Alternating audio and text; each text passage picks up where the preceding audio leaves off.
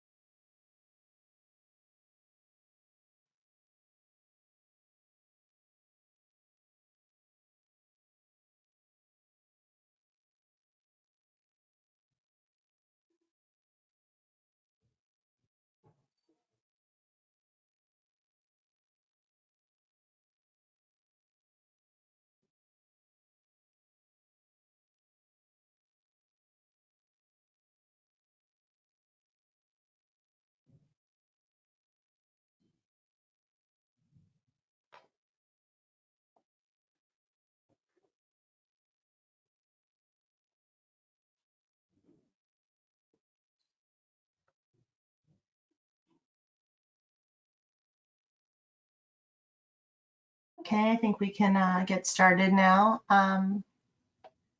Hello, buenos dias, and welcome to the Research Data Alliance's webinar titled What is RDA and Why Should I Attend Virtual Plenary 16?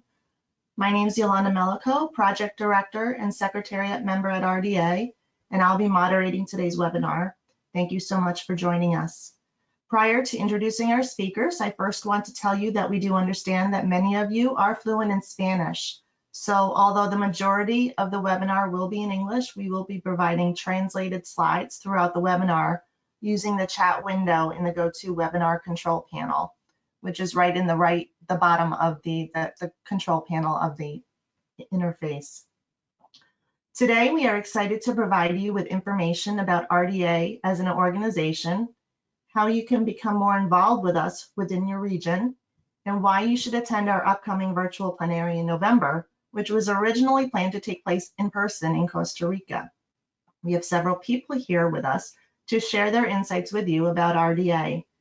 Hilary Hanahu is the Secretary General of RDA and will be providing a high-level overview of the organization. Mark Leggett is the Executive Director of Research Data Canada and will be discussing RDA's activities within the region of North America. And from Costa Rica, Gabriela Pina-Chacon from the Universidad Nacional in Costa Rica and Marcela Alfaro Cordoba from the University de Costa Rica will be providing their experience as RDA members. And we also have Eva Campone, who will be helping us with the questions and answers. She's from our National Science Foundation. She will be assisting us in any questions you have. Prior to getting started, though, I'd like to review a few technical details pertaining to the webinar. First, this webinar is in listen-only mode, meaning you can hear me and you'll be able to hear our speakers, but we can't hear you. This prevents everyone on the line from hearing any unnecessary background noise. You are more than welcome to submit questions to us via the question box located in the lower half of the GoToWebinar interface. By typing in a question, we'll be able to see your inquiry and respond. We plan on having a dedicated question and answer session during the last 15 minutes or so of the webinar, but we will also be answering your questions throughout the event, so feel free to type in your question at any time during the hour. It's a large group today, so in the case we are unable to answer all of your questions that come in, we'll definitely follow up with you offline. The presentation slides are available now and located on our website. The link is, I'll put the link in the chat window shortly of the presentation, and we are also recording it. So the link to the recording will be posted also within the next day or so. So without further delay, I will now turn the presentation over to Hilary Hanahu. Hilary? Hi, Yolanda. Thank you so much for the introduction, and to all of you who have joined us here on the webinar. I apologize, my Spanish is not too good, so please bear with me in English, but as Yolanda said, we will be providing a translation of what I said, and I'm also happy to make available the more or less the wording of my presentation afterwards, if you like. So as Yolanda said, my name is Hilary Hanahu. I have the wonderful job and very lucky job of being the Secretary General of the Research Data Alliance, and therefore representing over 11,000 data professionals and experts from 145 countries from across the globe. So in this brief 10-minute, I hope, presentation that I have, I'd like to give you some insights into the wonderful world of the Research Data Alliance and how it can give you some a window to the world of all things research data. I'd like to begin my presentation by introducing you to the world in which the Research Data Alliance resides. And with the RDA was launched in 2013, and it's been supporting concepts like research data management, open science, open data, e-research, as it's known in some parts of the world, since its inception, since its launch. And some of the concepts that come to mind when we talk about open science are how we allow collaborative and cooperative work, how open science should ensure that scientific research, data and dissemination is accessible to all levels of society, and also that open science should support the fact that knowledge is transparent, that it's accessible and shared and developed through collaborative networks. So what does this really have to do with the Research Data Alliance? Well, RDA supports the design, the development, and the generation of standards and best practices and solutions that support the realization of these principles or foundations of open science. And open science, together with open research and open data, and all the huge challenges that go with those are, of course, global. They're international. And while it's very important to have national and local level initiatives and activities, the international perspectives should always be on our horizon. They should be on your horizon, and you should be on their horizon. So science is global, there's no doubt about it. And there are many, many different aspects of open science that need to be tackled and need to be resolved. And the solutions must be inclusive. They must benefit all, they should harness all the energies, and that no parts of the world and no disciplines be left behind. Let it be clear, though, that the Research Data Alliance contributes to one part of this landscape and challenges that you all face, but as a grassroots, bottom-up, if you like to call it, community-based initiative. It's open and available to all of you to leverage upon and to get involved in. And that's what I'd like to tell you about now. So we often refer to data as the new oil or water, or as light, if you like. I think I like the light one the best. But no matter what analogy, research data is like water or oil or light. It's a public good, and it is everywhere. If we move on to the next slide, finding data, accessing it, understanding it, integrating it, and reusing it are all present day challenges. And I would understand if you're interested in the Research Data Alliance and you're here on the webinar today to listen to us and understand how you can get involved. These are aspects that would be very true to your heart and you would be familiar with. And they're challenges that all researchers and scientists are facing. But it's up to us, and also to you, if you wish to get involved, to help these professionals to understand, to manage, and to steward the data. Think of the discoveries that we can make, the societal challenges that we can solve, and the services that could be offered if we could all come together. And our vision in the Research Data Alliance is that these researchers and innovators can openly share and reuse data across technologies, across disciplines, and across countries to address the grand challenges of society. And that means that anyone, at any time, anywhere, should be able to access data, to reuse it, to test it, to integrate it, to analyze it, and basically to make new scientific discoveries for the benefit of society. Now, that's a fairly ambitious vision, and we understand, but it's not impossible. We know it's not impossible. And in fact, in a very practical way, since 2013, RDA is building the social and the technical bridges that enable the open sharing and the reuse of data and achieving that vision. If we go to the next slide, RDA is open to all, as I said, and I will tell you how you can get involved towards the end, but we operate under 6 fundamental guiding principles. These are the values and the foundations upon which the Research Data Alliance is built and under which we operate. They are openness, consensus, balance, harmonization, community-driven, and that it's non-profit and technology neutral, if you like. These principles, if they're adhered to by all, will ensure open, transparent, and collaborative working environments just as a start.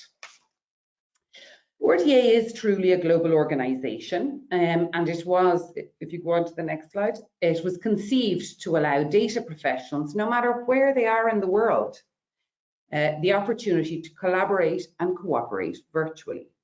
We do have physical meetings, not at this moment in time, unfortunately, but our web platform has always provided access to the over 95 different working and interest groups, news and events, and all the different things that RDA can offer, updates for the members, and that's irrespective of your location and irrespective of your level of activity and engagement in RDA.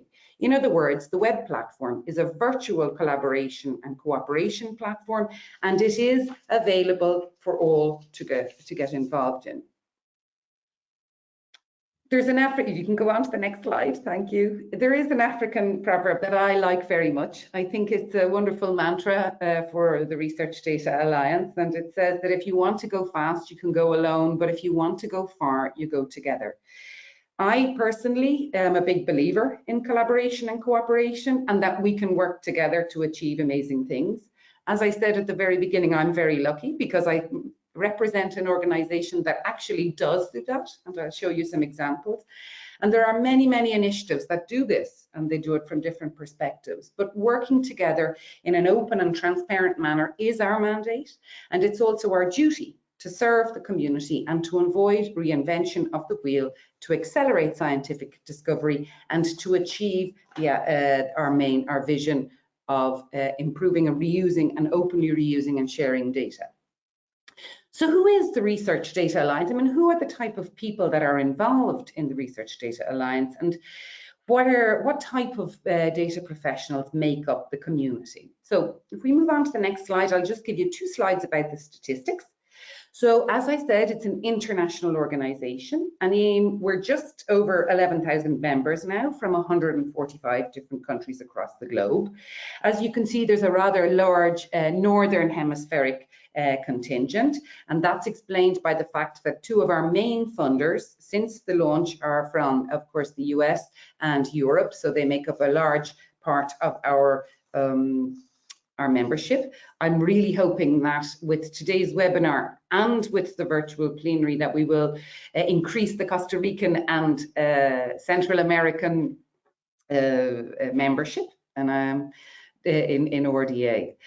So the type of organizations that our members belong to, well, there's a disclaimer about this because this is a self-classification. So when I explain to you how you can get involved and become a member yourself, people sign up and tell us what type of organization they come from. So, but the largest classification of our organization is from, as you can see, 69% from academia and research, and then 14% from the government and public administration and funders and things like that, which very much is in line with our focus and our area. We're open to all, but we have a particular place in research and academia's hearts, I think we could say. So how can you get involved in RDA? So it's very easy. If you come on to the next slide, first of all, it's free of charge. So it can be done in 4 easy steps. If you see, you click on registration, you complete the form.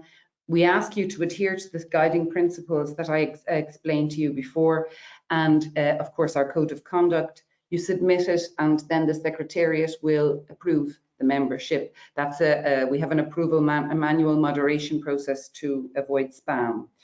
But what you get and what you gain in RDA if you get involved, well, there are many ways to get involved, and there are many different levels of engagement, okay? You might need to give more time or your insights and give your knowledge and give your skills if you wish, if you want to get actively engaged.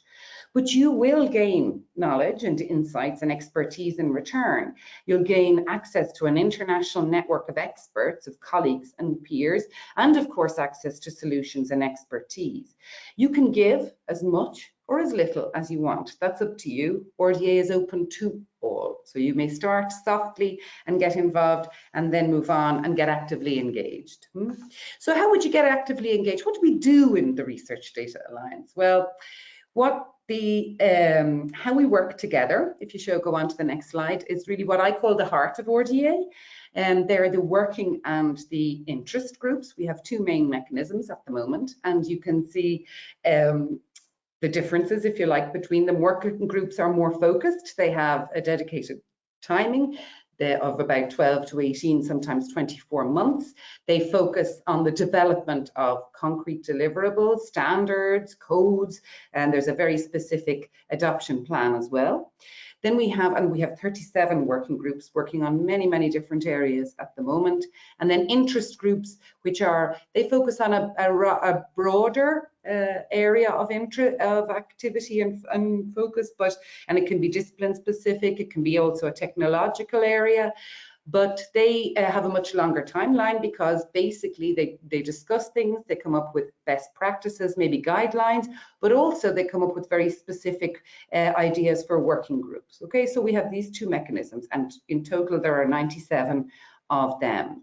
So if we move to the next slide, very quickly, I'll show you how you can find out, because how would you navigate 94 different groups with many different areas? Some of them are technological, if you like, or, focus more on legal aspects or data management in a specific way. Some are domain agnostic, some are very specific in focusing on domains. So I suggest that you start with the RDA for you area, and you can search and filter for the different groups that you might be interested in there, and that's a good way to start using the search feature and see what you understand. Of course, the Secretariat and myself are always available to help you if you need. And then the next slide, I briefly explained that RDA has, of course, outputs and recommendations and concrete deliverables, if you like. We classify them in 3 different ways. It's important because what we call the recommendations are almost like standards in many cases. They have gone through a process that RDA manages that is exactly the same as a standards process, because we were structured and built upon that. And we have 26 of those at the moment. And then we have supporting outputs that are not, if you like, standardly like, but equally as important and of benefit to the community. And both working groups and interest groups can produce them, but they're not necessarily, if you like, adoptable bridges, yes? And we've 24 of those. Then there are other outputs that are very useful and important to the community, but they're perhaps workshops and survey results and things like that. And we know that there are about 100, over 100 cases of adoption that we have been able to document, but we know there are many more, and that is important because obviously we do this because it is of benefit for the community. So RDA is by the community, for the community. It's the community that decides what the areas that need the challenges that are posed, and they come up with the results. And we want the society and other stakeholders then to be able to take them, implement them, test them, adopt them. I'm going to give you one example of adoption in the next and last slide. So this is one that I think it has a connection with, of course, Costa Rica. But this is an example, a working group that was formed under a partnership between RDA and CODATA, which is the International Science Council's Committee on Data. The Data Schools working group has been working for many, many years to implement the research data scientist curricula.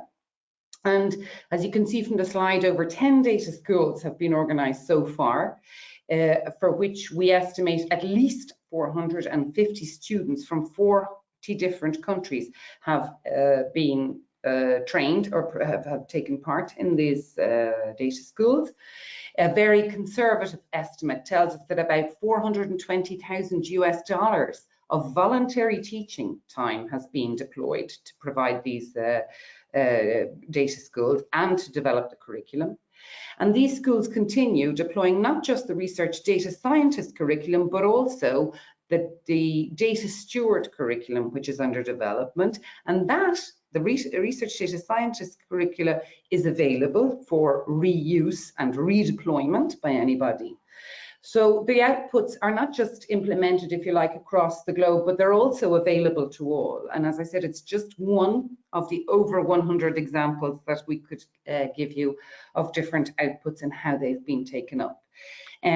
So I hope I've given you some insights into the Research Data Alliance. I'll hand over to my colleagues who will give you further details on plans for closer collaboration with Costa Rica in the coming months and beyond the virtual plenary. I thank you very much for your kind attention, and I also want to thank very, very much our local champions in Costa Rica, with whom, without this, we would not be doing it. And I'm very disappointed we won't be able to come physically and be there, but we still have a virtual plenary that is all Costa Rica run. So thank you for your attention again. Well, that's great. Thanks, Hilary. And I can say it's as a co-chair of RDA Council with my colleague Ingrid Dillo, it's a great pleasure to work with Hilary as the Secretary General. She does an awesome job. A quick correction, Eva Campo was introduced earlier. Eva is in fact not with the National Science Foundation. She's here as an RDA ambassador to the Americas. So just that quick correction. And I'm going to just speak to one slide here and then pass it over to my colleague Gabby. You can go to the next slide. So the Research Data Alliance has what we call a regional framework. And within that regional framework, there are this idea of regions was created to be as an option for the contribution to strengthening the RDA community. So a way to get different regions across the globe more engaged. Two of the key roles of the regional approach, one is to broaden membership and participation across all regions, and the other is to promote adoption and implementation of the RDA outputs, which Hilary just described. And as you could tell from Hilary's description, they're not only wide-ranging, but also very impactful and influential. So the idea of RDA regions particularly came about as a way to facilitate that adoption and promotion throughout the regions. A region doesn't have to be a national context. Typically it would be a national context like Canada or Costa Rica or the US, or it could be multinational such as Europe.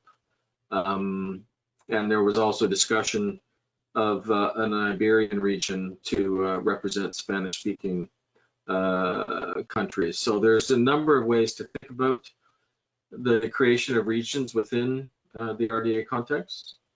And as you can tell from the name, Region North America, or RDA RNA, in that particular case, the region is potentially quite large. Would include any of the 30 or so countries that are kind of in that official definition of North America. The idea of Rda Region North America has been under discussion for a couple of years now. Substantial conversation between colleagues in Rda US and within the Canadian context.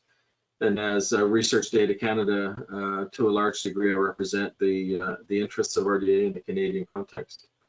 So we've been having that conversation for a while, but more recently we've been joined by our colleagues from Costa Rica, a couple of whom you will hear from shortly, and of course the commitment to, as Hilary said, originally host this next plenary in Costa Rica, but now organized by our Costa Rican colleagues as a virtual plenary, is another indication of that participation of colleagues from Costa Rica.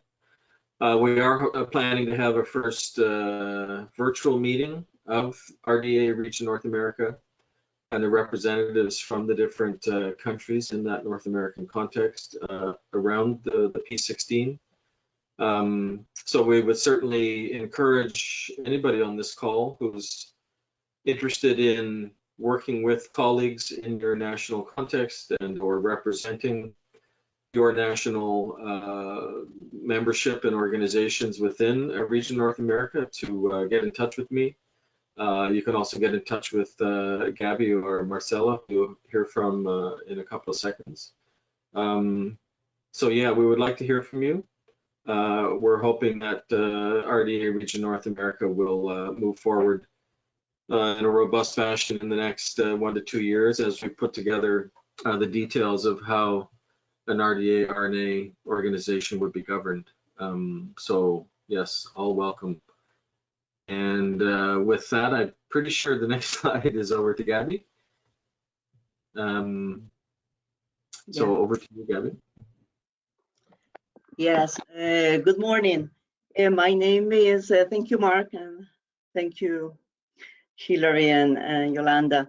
My name is Gabriela Pino, and I work in Vicerrectoría de Investigación in Universidad Nacional in Costa Rica. And I want to present you something about how RDA is represented in Central America. At this moment, only Costa Rica is represented as a country in RDA through the CONARE, that is the Council of Public Universities in Costa Rica. We are building an alliance with SUCA, which is the Council of Universities, Public Universities in Central America, which we hope will lead to a participation of Central American universities on the establishment of nodes in each of the countries, as we have a node in Costa Rica of RDA. As we not become, and why not becoming a Central American node for the North American region of RDA. We know of individuals, RDA members in Costa Rica, but we don't know if there are other members from other Central American countries. But we hope that Central America and the Caribbean community of RDA members grows and consolidates as is consolidating in our country. Voy a decirlo en español, solamente por consideración a nuestro idioma también. En el caso centroamericano, Costa Rica es el único país que en este momento está representado como nodo país en la RDA. Esperamos que con una alianza que estamos generando con el SUCA podamos empezar a extender esto hacia los otros países centroamericanos y que haya nodos en cada uno de los países. Y por qué no hacer un nodo centroamericano, que sería ideal en esta participación con la RDA. En Costa Rica hay varios miembros que conocemos de la RDA, como les dijo anteriormente Hilary, uno se puede convertir en miembro de forma gratuita en la página web de la RDA, pero no conocemos de otros miembros en Centroamérica. Pero esperamos que tanto los países, las personas en Centroamérica como en el Caribe empecemos a convertirnos en miembros de la RDA para acrecentar esta comunidad. Next slide, please. Next one. Oh no. No, it's the slide number 20.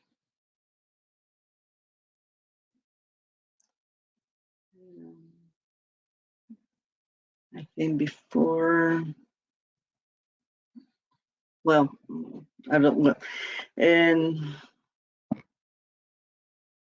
it's funny. Okay, it says, well, okay, I will present that some facts. It's only some facts about RDA, about research and data management in Central America. We just want to show you some facts about how research and data management is represented in Central America. From SICA universities, 119 universities publish articles in scientific journals in index Scopus. 75% of those articles are from SUCA university members. We all know of the efforts of governments in our countries and from institutions, from different institutions of science and technology, and from universities to improve the data management and publication infrastructures in our region.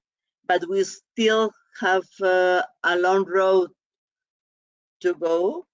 We need increased funding on data management and to gain experience on the practice of open data and open science.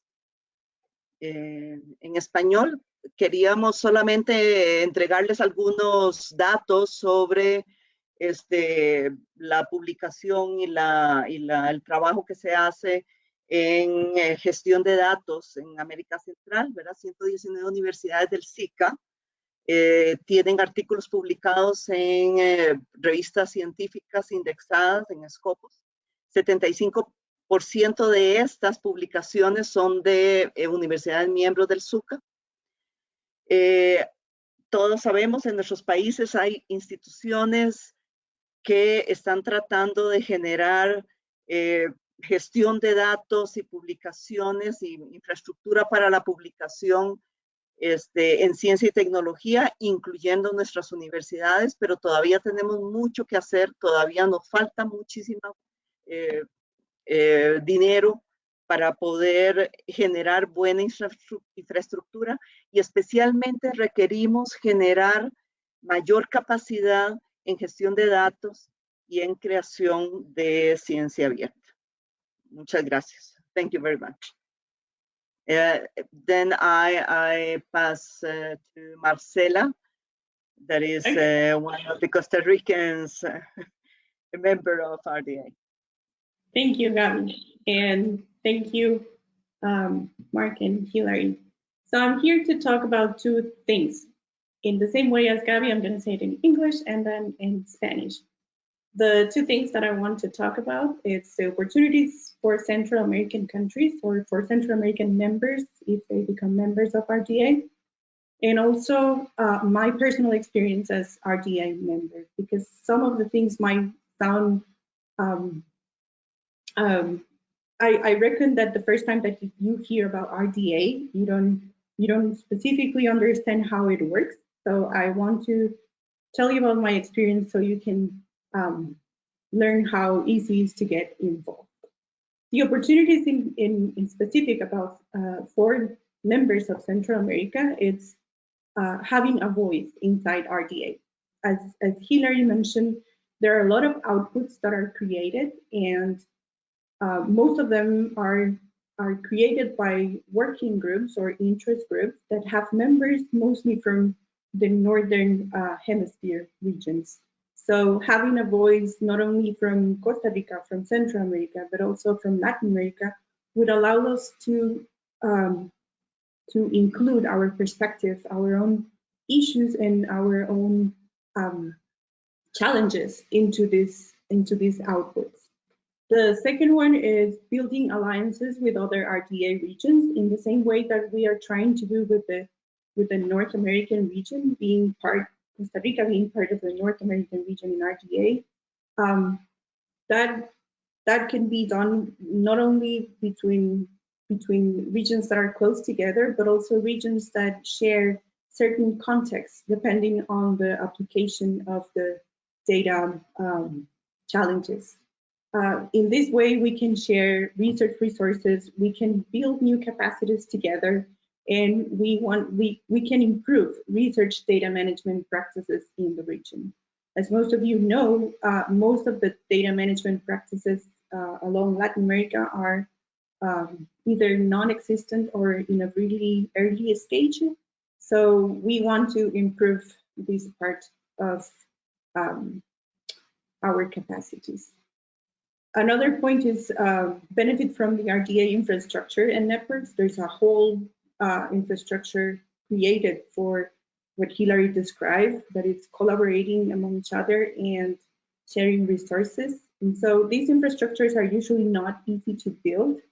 And what RDA wants to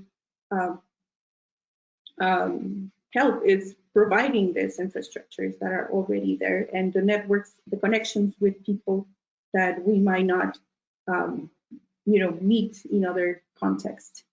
And lastly, bridging between RDA and Latin American networks. One example is La Referencia, and how we can take issues that are common between the two organizations and work together in new projects. I'm going to continue in Spanish now.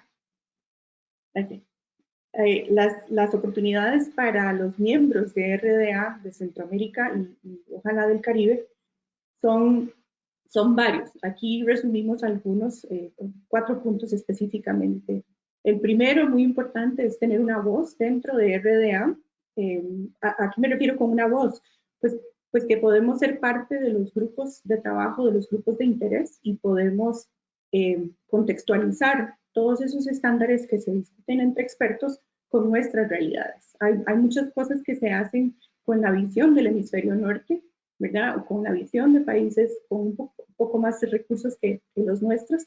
Y bueno, siempre podemos incorporar nuestra visión teniendo esa voz dentro de RDA. También construyendo alianzas entre las distintas regiones de RDA. En nuestro caso, en Costa Rica, estamos haciendo esa alianza con el capítulo de Norteamérica, pero también pueden ser con otras regiones que compartan contextos similares con nuestros países o con nuestras regiones. ¿Para qué? Para compartir recursos de investigación, para construir nuevas capacidades, ya sea por medio de talleres o de capacitaciones en línea o en persona, ojalá en el futuro cercano, y sobre todo para mejorar nuestras prácticas de gestión de datos. Como muchos de ustedes saben, perdón, la mayoría de nuestros países latinoamericanos, las prácticas de gestión de datos están muy verdecitas, ¿verdad? No completamente desarrolladas, o en algunos casos son inexistentes. Entonces, es importante compartir experiencias y compartir recursos en este caso. También podemos beneficiarnos de la infraestructura que RDA proporciona. Esta infraestructura a veces no es fácil de construir en nuestros países. Estamos hablando de páginas web, de conexiones con expertos que tal vez no teníamos chance de conocer en nuestras burbujas locales, pero también infraestructura que otros grupos de trabajo han utilizado y que han demostrado que pueden ser exitosas. Y el último punto es hacer un puente entre organizaciones de Latinoamérica. Aquí pongo de ejemplo La Referencia, para hacer alianzas entre RDA y esos grupos de trabajo que tienen retos en común. Un reto en común, por ejemplo, serían repositorios de datos para revistas científicas, de cómo La Referencia ha tratado de trabajar en el tema, pero tal vez no tiene tantos personas expertas en datos como sí lo tiene RDA. Entonces, ese puente entre las dos organizaciones nos ayudaría a construir cosas nuevas. Okay. The next slide is about my personal experience with RDA in Costa Rica. I was not familiar with RDA 5 years ago. I was a student in the schools that Hilary mentioned in 2017. And after being a student, I became a helper for the schools. And finally, I became a co-chair of the group. The working group is both in RDA and Colata. And being part of this working group allowed me to not only have a voice in the decision of the schools, hence I convinced them to bring the school to San Jose, Costa Rica, but also the most important part for me is to have a voice to write the recommendations about the curriculum for research data science that we wrote as an output. I think it was 2 years ago.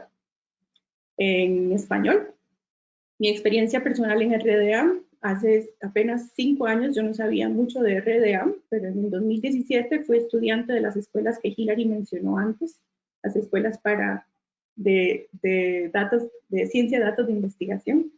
Como estudiante de la escuela me involucré un poco más en el grupo y me convertí en ayudante de enseñanza para ese año y el siguiente, y después me convertí en codirectora de la iniciativa. La iniciativa tiene un grupo de trabajo tanto en RDA como en Colata, y en este caso, como parte del grupo de trabajo en RDA, tuve la oportunidad de contribuir con el currículum que hicimos como recommendation, como producto de recomendación de parte de RDA. Entonces, mi voz en ese caso como miembro de un grupo de trabajo de RDA no solamente sirvió para visibilizar la necesidad de traer las escuelas a la región centroamericana, sino también sirvieron para tener una voz no solo mía, sino de otros colegas del área, para escribir las recomendaciones acerca de escuelas de ciencia de datos para la investigación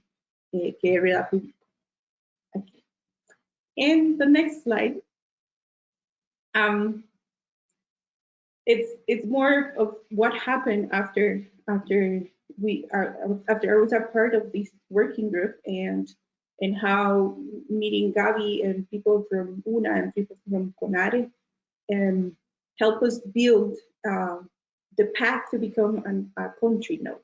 And just to be clear, and for the rest of Central American countries and Caribbean, the path to become a node country is not super clear.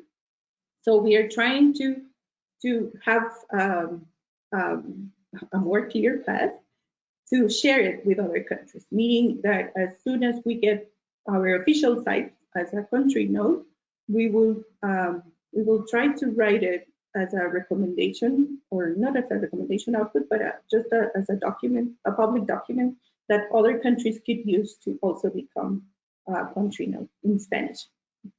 The initiative to become a country node started thanks to the North American region, and we started between Universidad Nacional and Universidad de Costa Rica. Then we involved CONARE, and now we are trying to get more institutions involved, such as the Electricity and Telecommunications Institute or the Biodiversity Commission from Costa Rica, among others. The organization of this plenary is of course a challenge for us as a group, but we are very excited because it's the first time an RDA plenary is hosted by a Latin American country. And again, this is thanks to the generosity of the RDA North America region, specifically Canada and the US in this case.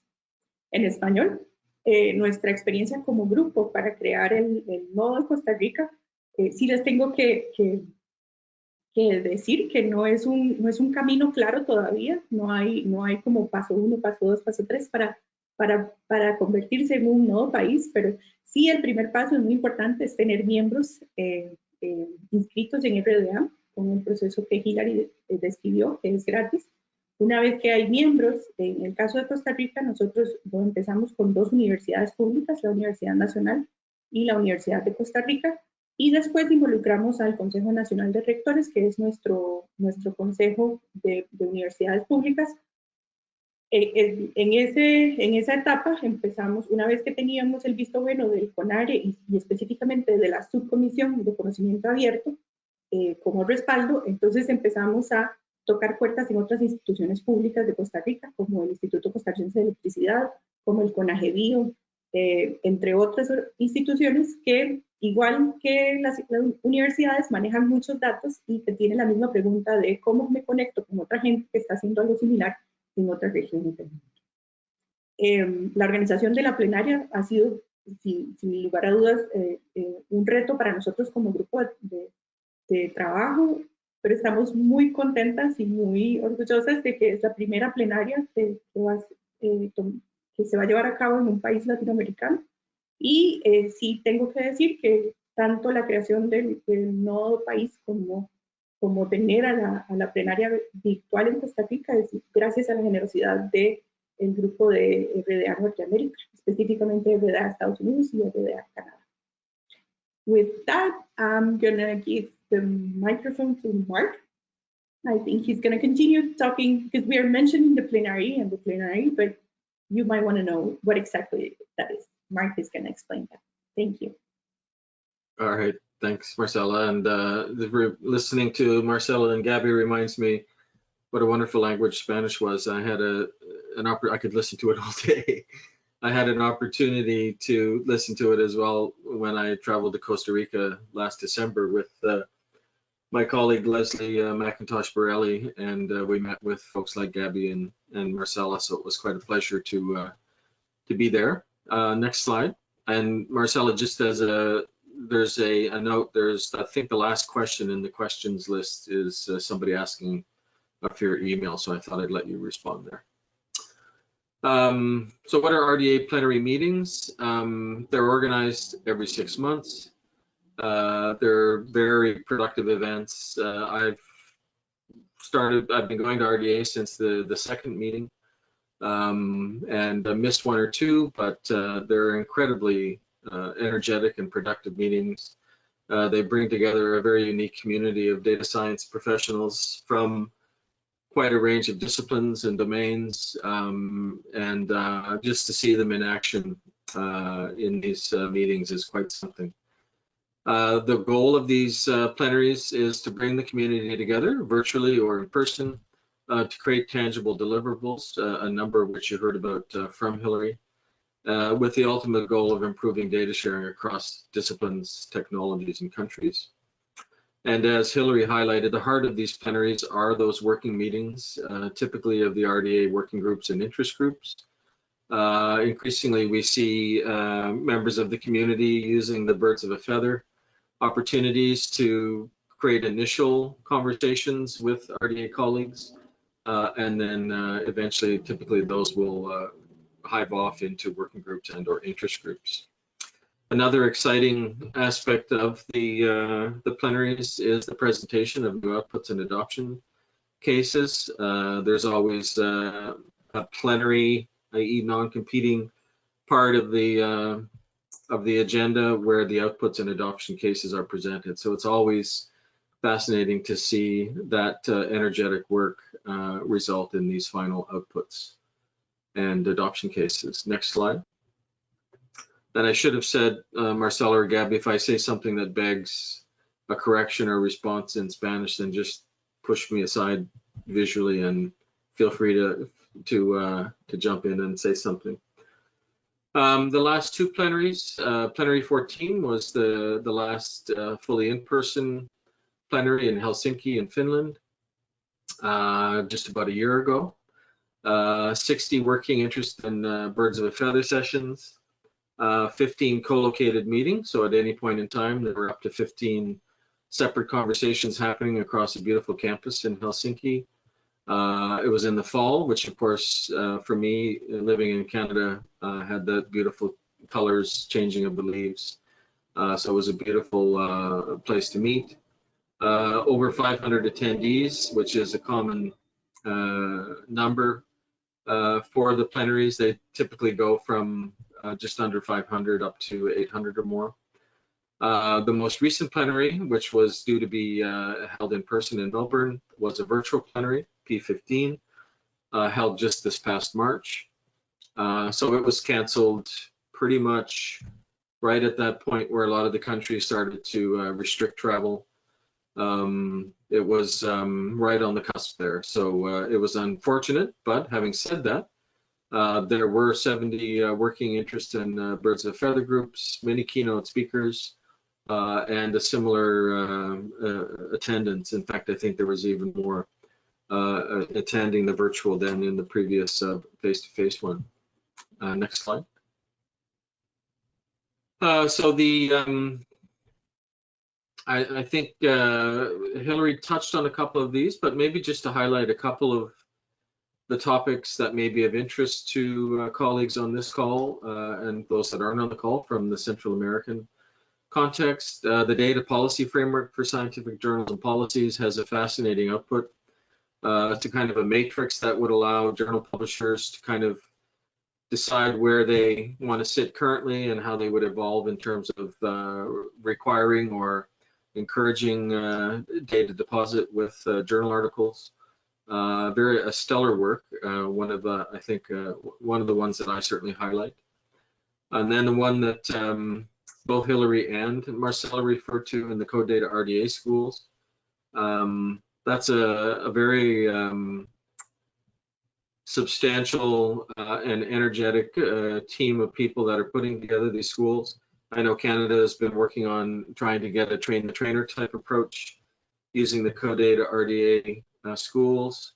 There was a recent report from the OECD making recommendations about data science training, and it highlighted the Code Data RDA schools as a stellar example.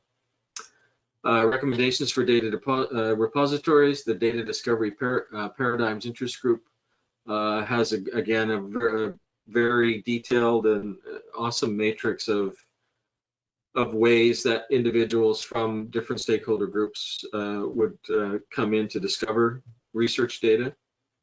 So very, very useful output for anybody that's building software or working with discovery, those kinds of things. So lots of specific working groups and interest groups, some of them brand new, some of them have been around pretty much since the beginning of the RDA plenaries. Next slide. And with the,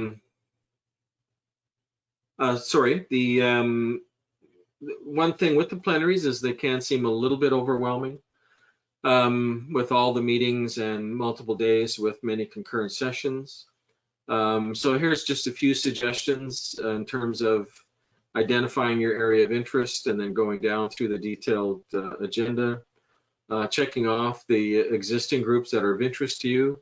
I myself belong to pretty much all of the RDA interest group and working groups, and there's not a lot of traffic other than just before and just after the plenaries, when you do see a lot of messages going back and forth, but that can also be a good way to determine if there are things of interest for you there. Get in touch with your international colleagues within your country or elsewhere. Outline your ideas, your scope. Those birds of a feather meetings can be especially important if you have an idea that you don't feel is not represented. That's a good way to get a group of RDA colleagues together to discuss your particular idea. And then if you do submit a BOF or get involved in an interest group or working group, then prepping before the session pays off extremely well. Next slide. There's also sessions and material that RDA has to help people kind of segue into RDA for the first time. And then, of course, as we've heard, P16 or the 16th plenary is coming up November 9th to the 12th. We had hoped to be gathering in the beautiful country of Costa Rica under the context of the theme, knowledge ecology. And as you've heard, we're not able to gather physically in Costa Rica, but that virtual plenary is moving ahead. And I think as we have seen with other events, RDA and otherwise, I think sometimes these virtual events lower the bar by taking away that travel challenge, and it facilitates a lot more people joining these conversations than might otherwise be able to. Next slide. So just to give you a sense, it is a full plenary, Monday, Tuesday, Wednesday, Thursday. It gives you a sense of the timeline. And these times are all in UTC. So that's, think 4 or 5 hours ahead, depending on where you are. Well, 4 to, right now I'm on the East Coast of North America. So it's a range of time zones that would be involved in, at least in North American context. So it does give you a sense of the range in terms of the times through the day and also the types of sessions. Next slide. So, and I believe the full program is coming. Oh, first of all, the poster sessions. The call for posters is still open. It can be a great way to get your work into the community, have it viewed by colleagues with similar interests. Is a great way to meet people in RDA. So if you do have an idea for a poster session, the call is open till October 11th. Given the nature of the virtual plenary, the posters we're asking that they be submitted at the time of submission. But you can always update your poster later if you need to. And then those that submit will be notified of acceptance by 23 October. So that's the poster session. And again, an important opportunity if you haven't been involved in RDA to start that involvement and virtually meet your colleagues. Next slide. And yeah, we've heard from a couple of our Costa Rican champions, the Canary group with UCR, Tech, UNED, and UTN. A stellar group of public institutions that are working together to bring P16, not only P16, but RDA North America into the Costa Rican and Central American context. So many thanks to them. And is that the last slide? Maybe one more? Ah, yes. If you are interested, especially if you're interested in pursuing that regional context, but both that regional context as well as the individual context, there are a number of excellent packages. When you download the slides, you'll be able to click on that link at the bottom. It's partly hidden with some overriding text. But there's some great videos and documents that can help you get further into RDA. And the Rda value statements are an excellent description of the value proposition that RDA brings to stakeholders in different contexts. So if you're interested in getting your funding agencies engaged, maybe some of your university libraries, any number of these value statements, as I said, they're one of the best outputs I've seen, and I distribute those to colleagues in Canada regularly. So worth taking a look at those. Next slide. I think we must be, yeah. So that's it for us on behalf of all of our colleagues who presented today. Many thanks for signing in. I don't know if there's any additional questions. We might have 1 minute. I don't think so. Mark, Yeah, go ahead. there was one, you've mentioned individual and country memberships to RDA, and this person is asking, are there institutional memberships and how would they differ? Are you able to answer?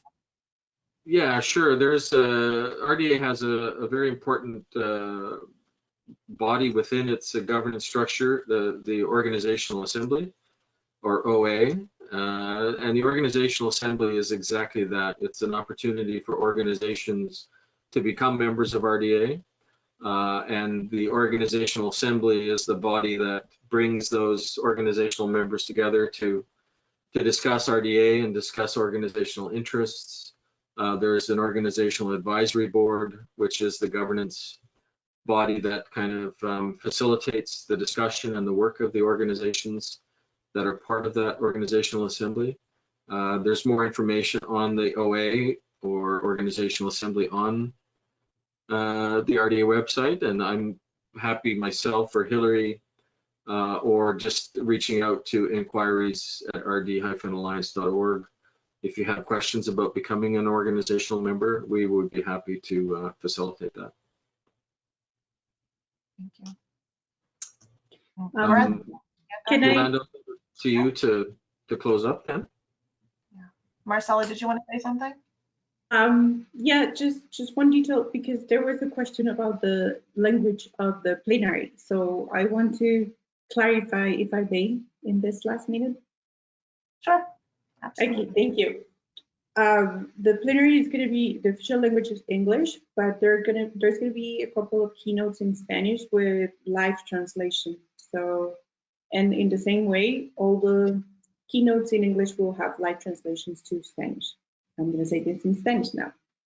La plenaria, el idioma oficial es el inglés. Sin embargo, en algunas sesiones de oradores principales van a ser en español, específicamente un panel y un orador en español, y van a tener traducción simultánea a inglés, y los otros keynotes que son en inglés van a tener traducción simultánea al español.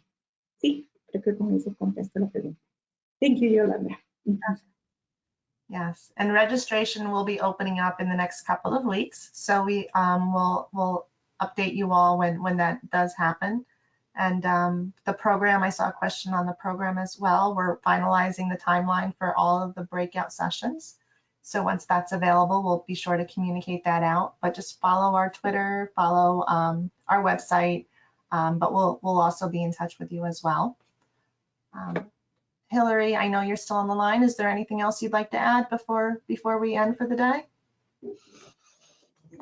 No, I think that's it. Thank you so much for staying on. I know we filled you full of information, but we're here for further questions. And thank you to all of you, to all the speakers and the panelists, and for everyone for their support for the Research Data Alliance. Yes, thank you. Okay, so on that note, I will end the webinar, and we will follow up with you by email with a link to the recording and the related materials that we've discussed. Thank you again, everyone. It was nice to have you with us.